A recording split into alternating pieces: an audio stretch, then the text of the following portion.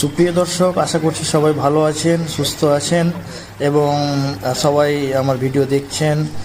তো যেটা বলছি, আমরা গত কয়েকদিন ধরে বন্যা নিয়ে একটা দুশ্চিন্তায় ছিলাম। তো আমরা সুতি এবং শামসেরগঞ্জ এলাকার বিভিন্ন নদীর তীরবর্তী এলাকাগুলো গিয়েছিলাম, পরিদর্শন করেছিলাম, দেখেছিলাম যে অবস্থাটা সত্যি কী।